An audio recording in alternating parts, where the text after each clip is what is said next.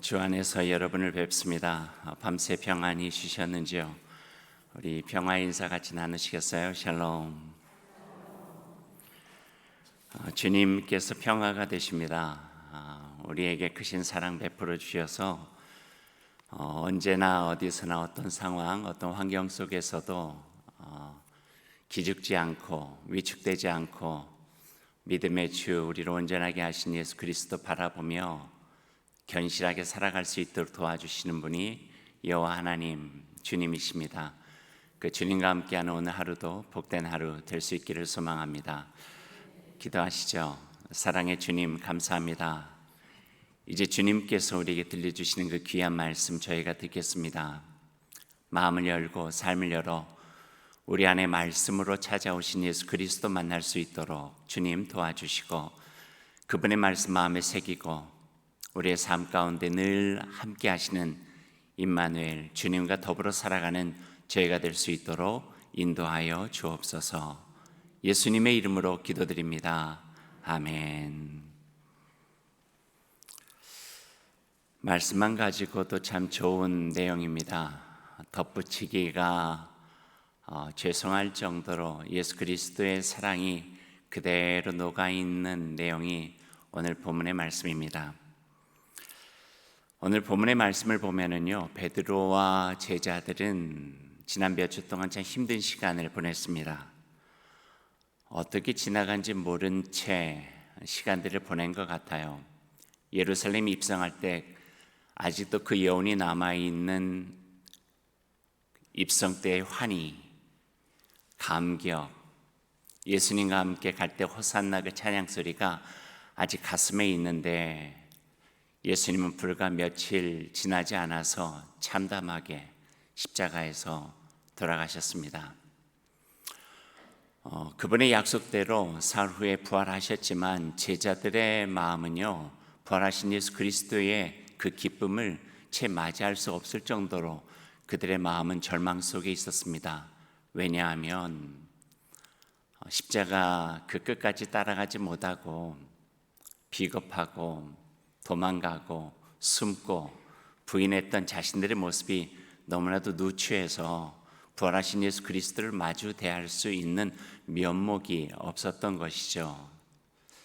제자들 중에 가장 큰 절망감 속에 있었던 제자는 아마 베드로 제자가 아니었을까 생각해 봅니다.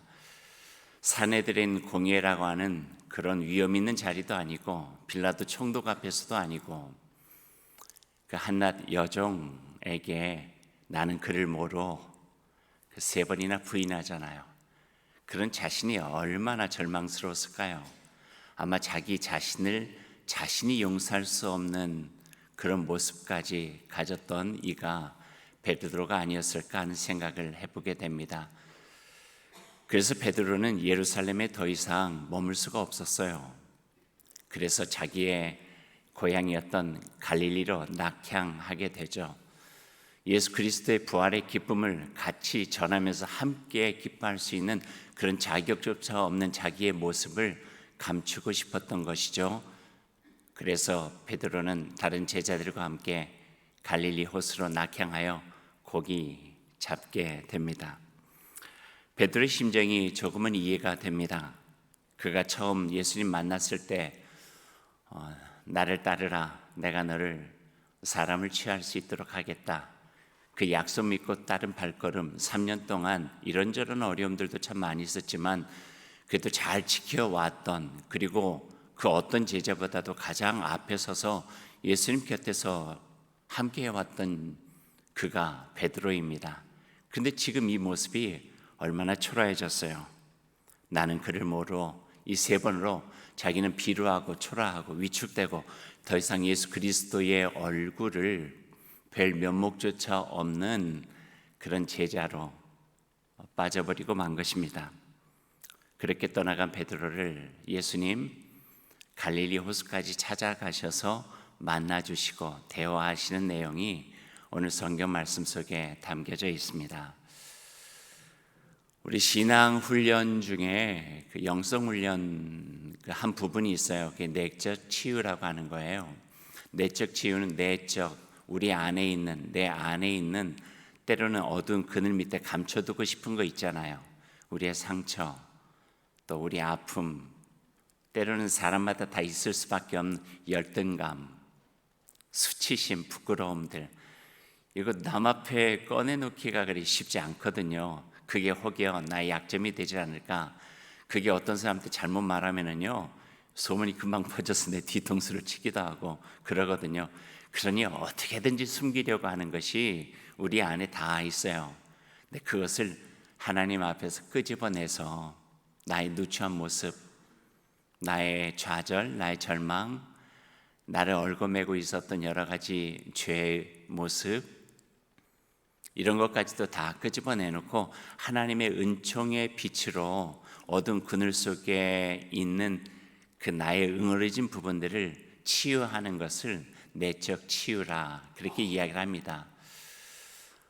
치유 상담가 하고 있는 분들이 예외 없이 하고 있는 것은 내적 치유에 있어서 가장 중요한 것이 바로 직면이래요. 직면, 대면, 바로 보라는 거죠.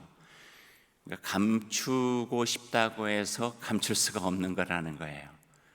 혼자 있을 때 그게 나를 괴롭게 만들거든요. 그게 나를 하나님을 온전하게 만날 수 없도록 이 방해가 되어지는 경우들이 너무나도 많이 있어요. 왜냐하면 내 모습이 그 안에 이렇게 다 굴복되고 또 눌려서 살아갈 수밖에 없는 경우들이 너무나도 많이 있기 때문에 그래요. 그래서 끄집어내라, 직면해라, 대면해라. 그래야지만 그 대면된 어두운 덩어리들을 하나님의 은총의 빛이 깨끗하게 사해 주시고 다시 집어넣어서 우리를 어둡게 만드는 하나님의 은총을 경험하게 될 것이다. 이게 내적 치유예요. 쉽게 되는 것은 아니겠죠. 왜냐하면 끄집어내기가 어려운 거예요. 내 안에 있는 남에게 들키기 싫은, 감추고 싶은 그 나의 과오들, 과거들, 좌절들, 절망감들, 상처와 아픔, 슬픔, 열등감, 나의 죄, 잘못된 모습들 어떻게 끄집어낼 수가 있었겠어요? 근데 하나님이니까 그걸 끄집어내고 치유받을 때 우리가 하나님을 더 온전하게 뵙고 더욱더 하나님의 은총 안에서 신앙의 여정을 살아갈 수가 있다. 이렇게 말씀해 주시는 거죠. 신앙 안에서도 마찬가지예요. 우리가 자주 우리가 쓰는 단어가 회심, 회개가 있죠. 그 회개와 회심의 의미가요, 조금 풀어서 이야기하면은 나의 죄를 가지고 하나님을 만나는 거예요. 그저 겉모습으로 하나님을 만나는 게 아니라 나의 깊은 내면 속에 있는 내 모습을 가지고 하나님 앞에 드러내고 하나님께 내어놓고 하나님의 자비를 구하면서 하나님을 만나는 거죠. 그럴 때 우리 안에 하나님의 따뜻한 손길과 은총 안에서 그분의 자비로 치유되고 회복되고 회개에 걸맞는 삶의 모습으로 살아갈 수 있는 새로운 믿음의 용기를 가질 수 있게 되는 것이고요. 이 내용이 잘 녹아져 있는 찬양 하나가 있어요. 제가 그 가사를 하나 읽어 드릴게요. 제 1절 가사만 한번 읽어 드릴게요. 한번 잘 들어보세요. 여러분도 잘 아는 찬송이에요. 너 예수께 조용히 나가 너의 모든 짐 내려놓고 주 십자가 사랑을 믿어 죄 사함을 너 받으라. 아시는 찬송이죠? 주 예수께 조용히 나가 내 마음을 쏟아놓으라.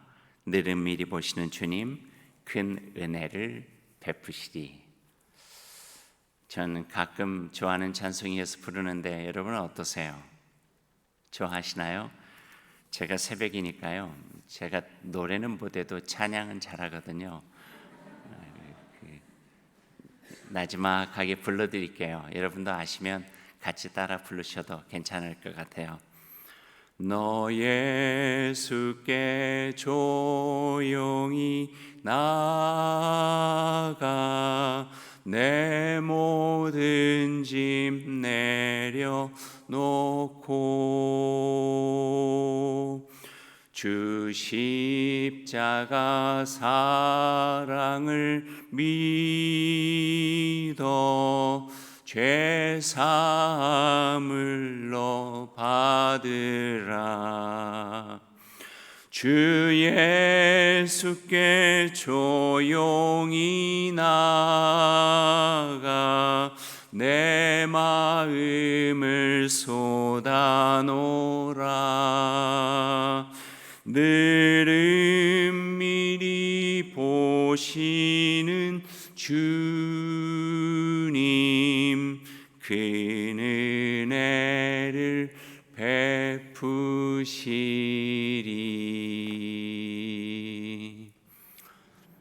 노래는 뭐래도 찬양은 잘하죠. 좋은 찬양이에요. 그저 조용히 부르면 은총의 빛으로 내 어두운 마음속에 다가오시는 하나님을 경험할 수 있거든요. 영적 상담에 탁월한 식견 가진 존 엘드리지라고 하는 분이 계세요. 그분이 아주 참 좋은 말을 우리들에게 하고 있어요. 제가 소개해 드릴게요. 우리의 마음은 집요하게 그 상처를 피하려 하지만 이게 우리의 속성이래요. 근데 우리는 더 집요하게, 더욱 집요하게 상처 속으로 들어가는 용기가 있어야 합니다. 이렇게 이야기를 해요. 그 다음 구절이 중요해요. 그 용기는 바로 나의 용기가 아니라 우리 죄를 용서해 주시는 하나님과 함께 나의 상처를 만나는 믿음의 용기입니다. 그러니까 하나님에 대한 신뢰예요. 이 상처를 끄집어냈을 때 하나님, 무한하신 하나님의 사랑은 그 상처를 어루만져 주시고 다시는 우리의 깊은 어둠 속에 감춰두지 않아도 될 정도로 돌봐주시고 도와주시고 치유해 주시고 회복해 주신다는 거죠. 그러니 그 신뢰, 그 믿음의 용기를 가지고 과감하게 하나님 앞에 꺼내놓을 수 있는 용기가 있어야 됩니다. 이렇게 이야기를 해요. 조금 더 귀를 기울여 보세요. 그 이유에 대해서 이렇게 설명을 해요.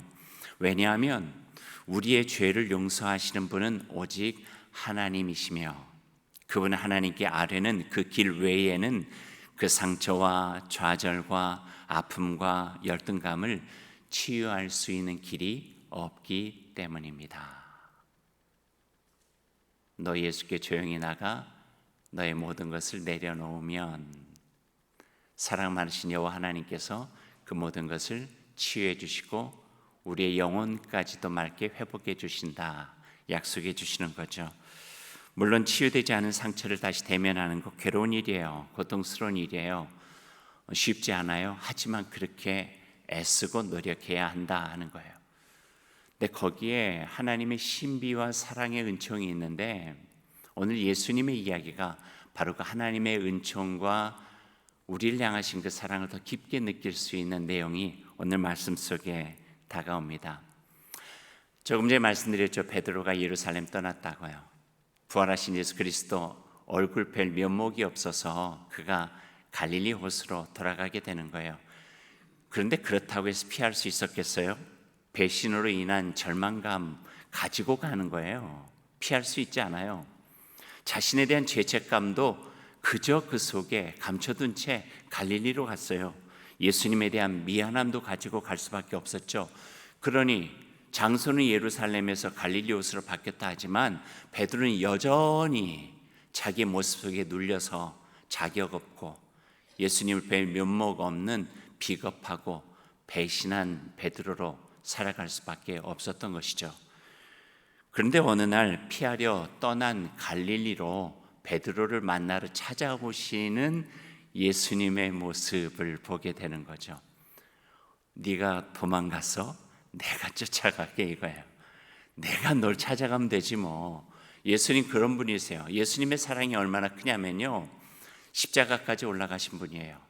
죽음의 형틀, 저주의 형틀, 참담한 십자가까지 가시고 저주 속에 있는 한 영혼이라도 아버지의 그 사랑 속에 힘입어서 구원하시고자 하셨던 분이 바로 예수 그리스도시에요. 근데 그 예수 그리스도가 베드로 만나러 갈릴리 찾아가지 못하시겠어요? 갈릴리까지 찾아가신 거죠. 그런데 베드로에게는요, 예수님이 상처예요. 예수님께 미안하거든요. 예수님께 잘못했거든요. 예수님께 죄를 지었거든요. 예수님을 3번이나 부인했거든요. 그러니 만나 뵐 면목이 없는 베드로에게 예수님을 찾아오시니 그분을 직면하는 것조차 쉽지 않았던 거예요. 그분의 얼굴 볼 때마다 자기의 수치 드러나고 미안하고 죄송함의 깊이는 더욱더 깊어지고 커져서 절망스럽고 자신의 비참함이 그대로 느껴지게 되는데 어떻게 예수님을 볼 수가 있었겠어요? 예수님께서 갈릴리 찾아오셨죠. 그때는 아마 동이 틀 무렵 정도 됐을 것 같아요. 사람을 알아보기가 어려울 정도였죠. 베드로와 제자들은 호수에서 고기를 잡고 있었습니다. 그물을 내리고 있는데 예전에 3년 전 가이사랴 호숫가에서 게네사렛 호숫가에서 베드로가 그랬던 것처럼 빈 그물만 가지고 있었던 것 같아요. 예수님인 줄 알아 채지 못하고 있을 때 저 멀리 호숫가에서 한 예수님이 소리를 친 거죠. 한 남자가 소리를 쳤다 아마 제자들은 느꼈을 것 같아요. 여보시오, 고기를 좀 잡았어? 묻는 거예요. 그물을 배 오른편에 내려보시오. 그럼 고기를 좀 잡을 것이오. 예수님께서 그렇게 소리를 치죠. 그 말을 들은 제자 배의 오른편에다가 그물을 내리고 그물이 그냥 가득 찰 정도로 고기를 잡습니다. 그때 한 제자가 예전 생각이 떠오른 거예요. 성경은 사랑받았던 제자라고 하니 요한이었던 것 같아요. 주님이시다. 예수님이시다.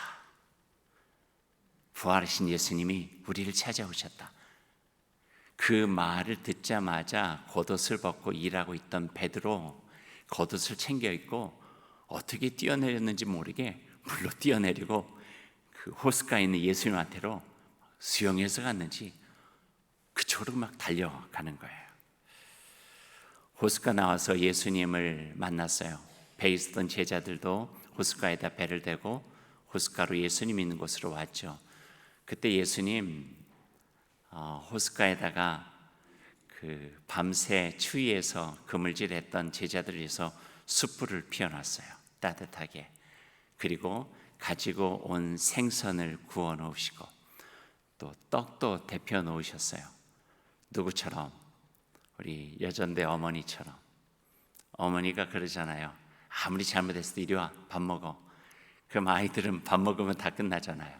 아마 그런 마음이 있으셨는지 따뜻한 숯불 위에 생선하고 떡을 데피고 구워 놓으셔서 이리 와서 조반을 좀 드시오. 이게 예수님께서 말씀을 해주세요. 근데 그 제자들 밥 먹을 자격조차 없으니까 아마 머뭇머뭇거리고 있었던 모양이에요. 오늘 성경 13절에 보니까 안 먹고 있어서 그랬는지 예수님께서 손수 생선도 떼어서 나눠주시고 떡도 떼어서 나눠주세요. 마치 십자가 가시기 전에 마지막 만찬 때 떡을 떼어 나눠주시면서 이것은 나의 몸과 같습니다. 잔을 나눠주시면서 이건 내가 여러분을 위해서 흘리는 피와 같습니다. 이걸 꼭 기억하십시오. 기억해야 합니다. 내가 없는 세상, 벅찬 인생 살아간다 할지라도 복음으로 살아가는 삶이 험하고 힘들다 할지라도 이거는 꼭 기억하십시오. 내가 몸과 나의 피가 여러분과 함께 한다고 하는 것을. 아마 제자들이 그것을 떠올렸던 모양이에요. 별 이야기 없이 조용히 식사를 같이 하십니다. 식사를 다 마치신 다음에 예수님께서 곁에 있었던 베드로에게 이렇게 물으세요. 네가 이 사람들보다 나를 더 사랑하느냐?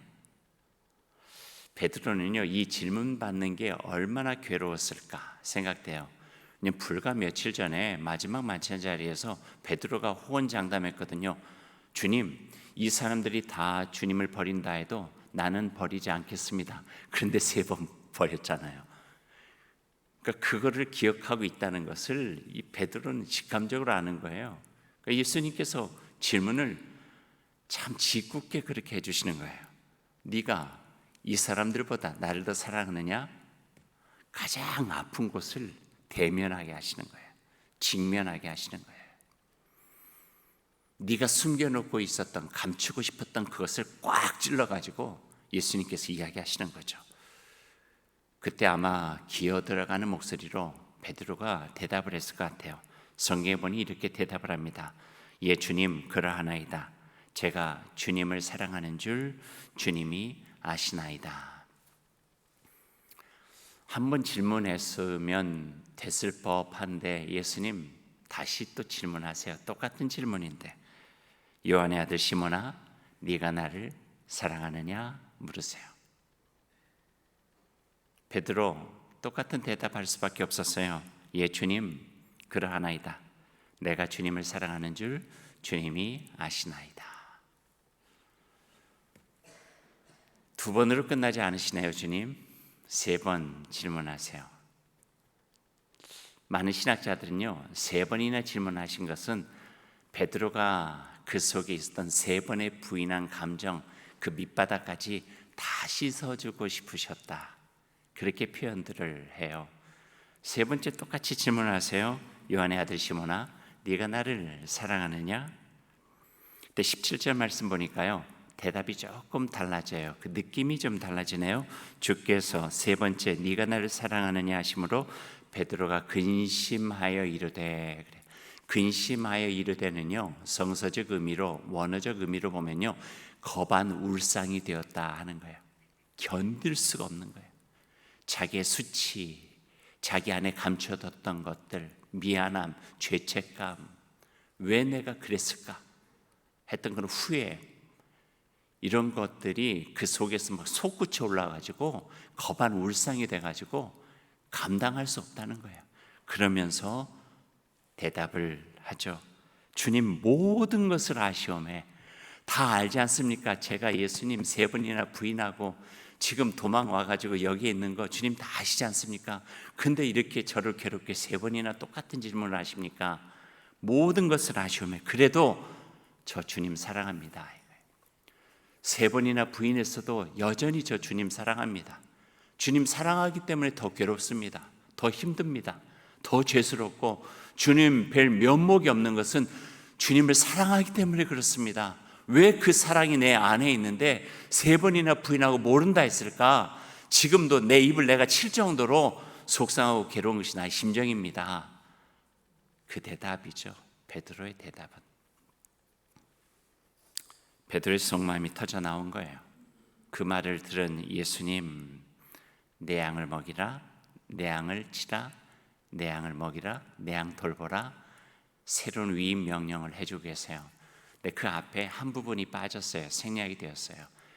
그 생략된 대목이 이거예요. 그러면 되었다. 이거예요. 그러면 됐다. 네가 세 번 부인한 거 나도 알아. 하지만 여전히 너의 마음속에 나를 향한 사랑이 있어? 그러면 됐어. 십자가까지 오르셔서 모든 죄 사해 주신 예수 그리스도의 사랑이 은총의 빛이 되어 하나님의 치유의 손길과 함께 어두운 그늘 속에 감추어뒀던 베드로의 속마음으로 들어가요. 그리고 그곳에 십자가가 세워지는 거예요. 예수 그리스도의 사랑의 십자가가, 보혈의 은총이. 그래서 세 번까지 부인하면서 아주 절망 속에 있었던 베드로의 마음을 회복시켜 주시는 거예요. 그러면 됐어. 사랑하면 됐어. 여전히 그 작은 조각 사랑이라도 있다면은 내 양을 돌봐줘. 내 양을 먹여. 내 양을 쳐. 어떤 의미일까요? 믿음을 가지고 살아가면서 우리 베드로 같을 때 없나요?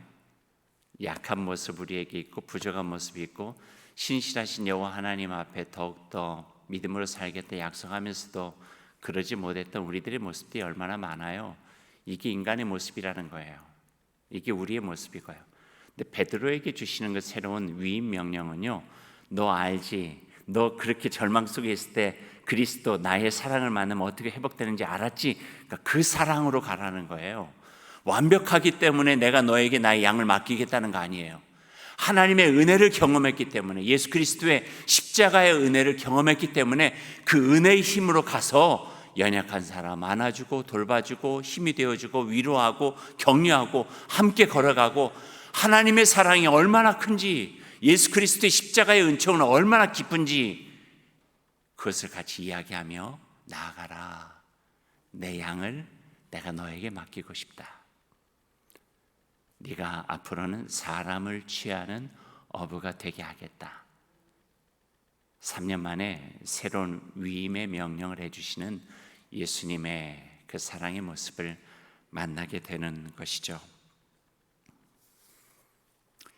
이야기 한 가지만 더 하고 오늘 말씀을 맺겠습니다. 지금은 우리가 예배당에 십자가가 있는 게 당연하잖아요. 십자가 어디 있어요? 제 뒤에 있네요. 근데 제일 처음에 초대교회는 십자가를 바라볼 수가 없었어요. 직면할 수가 없었어요. 십자가가 상처잖아요. 베드로가 예수님 볼 면목이 없었던 것처럼 우리의 주님이 저기에서 참담하게 피 흘리며 돌아가셨으니 어떻게 십자가를 바라봐요? 보면 볼수록 아프고 보면 볼수록 슬프고 보면 볼수록 절망스럽고 힘들고 그러잖아요. 그리고 수많은 초대교회 같은 믿음의 형제 자매들이 십자가에 달려 죽었잖아요. 그런 십자가는 그저 아픔인 거예요. 그저 절망인 거예요. 그저 슬픔인 거예요. 그런데 조금씩 시간이 가면서 그들에게 십자가가 어둠 속에서 빛으로 환하게 밝아지는 걸 보는 거예요.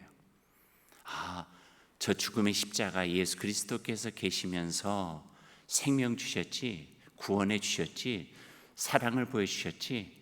그러면서 점점 그 마음속에 감추어졌던 죽음의 십자가가 밝은 하나님의 빛으로 나와서 십자가를 대면할 수 있는 용기가 생기게 돼요.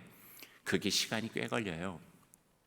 100년, 200년 이후에서나 교회에서 십자가가 보이기 시작해요. 그 전에는 그 물고기 모양 그렸어요. 물고기 모양. 그리스도인이라고 하는 표지죠. 근데 지금은 다 십자가잖아요. 십자가 안에서 용서받았고 십자가와의 화해, 예수 그리스도를 온전하게 만날 수 있는 하나님의 평화를 십자가 안에서 찾게 된 것이죠. 그래서 우리는 십자가의 은혜와 사랑, 그 화해와 평화의 믿음을 가지고 용기 있게 나아갈 수가 있는 거죠. 베드로와 같은 누추했던 모습, 감추고 싶었던 모습들, 상처, 아픔, 슬픔, 열등감, 죄책감, 미안함 다 있어도 예수님께서 십자가에서 보여주셨던 그 사랑 우리에게 주신 한마디, 네가 나를 사랑하느냐? 예, 주님이 아시지 않습니까? 제가 약해서 이런저런 잘못을 했지만 여전히 주님 사랑합니다. 그러면 됐다. 그러면 됐어. 이전 걸 묻지 않으시는, 기억하지 않으시는 예수 그리스도 십자가의 사랑이 우리를 새롭게 살아갈 수 있도록 힘이 되어주시고 도와주시는 줄로 믿습니다. 그 믿음으로 오늘 하루 여러분의 믿음의 여정을 온전히 살아가며 힘들 때마다 믿음의 주여 우리를 온전하게 하시는 예수 그리스도 십자가를 통해 바라보고 하나님의 은총의 빛으로 다시 빚어지는 놀라운 은혜 경험하실 수 있기를 소망합니다. 우리 함께 기도하겠습니다.